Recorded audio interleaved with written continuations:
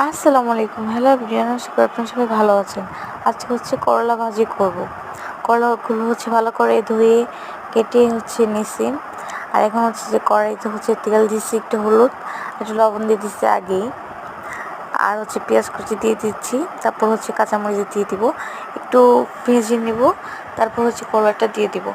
আমাদের এদিকে হচ্ছে গ্যাসে অনেক সমস্যা করে, গ্যাস থাকি না, একদমই না, শীতের ভিতরে থাকে না, গরমেও থাকে না। আর সিলিন্ডারের গ্যাসটা হচ্ছে হঠাৎ করে শেষ হয়ে গেছে, তাই হচ্ছে এই চুলায় রান্না করতেছি। তারপর যা আছে তাতে রান্না রান্না করা যায়। আর আরেকটু পরে কিন্তু আরেকটু গ্যাস আসবে। ভালো মতো ভেজে নিচ্ছি। এই যে মসুরি ডাল, এটা হচ্ছে রান্না করবো পাতলা করে। আর তার সাথে হচ্ছে মুরগির মাংস রান্না করবে আমার জামাই। এই যে বোম্বাই মরিচ, ভাতের সাথে তো বোম্বাই মরিচ থাকবেই।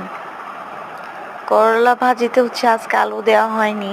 আমার জামাই হচ্ছে আলু দিলে খেতে চায় না, বলে আলু দিয়ে হচ্ছে করলা ভাজি নাকি ওনার ভালো লাগে না। করলা ভাজি যেতে ভালো লাগে। এই যে করলা ভাজি হয়ে গেছে। এটা হচ্ছে আম ডাল, আম দিয়ে হচ্ছে ডাল রান্না করছি। এই আমটা কিন্তু অনেক টক। আমার আমার ছেলে হচ্ছে যে সে আমটা হচ্ছে খাচ্ছে আটিটা।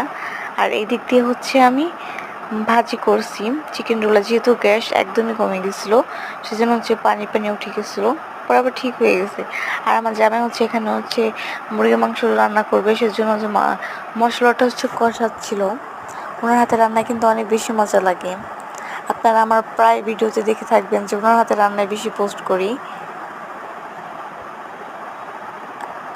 এই তো এগুলো ওই মাংসগুলো হচ্ছে আগে ভেজে নিছি, অতটা হচ্ছে ভাজা হয় না যেহেতু গ্যাস ছিল না। মশলা দিলে সব কিছু রান্না করতে পারে আমার জামাই, আর ওনার হাতে রান্নাও মজাই আছে। তো মাংসগুলো হচ্ছে ঢেকে দিল, তারপর একটু নাড়াচাড়া দিয়ে হচ্ছে ঢেকে নিবে। এখন গ্যাস হচ্ছে একটু আসছে। এই তো কি সুন্দর কালার আসছে। মাশাআল্লাহ, তরকারিটা হয়ে গেছে। সবাই ভালো থাকবেন, সুস্থ থাকবেন। খোদা হাফেজ।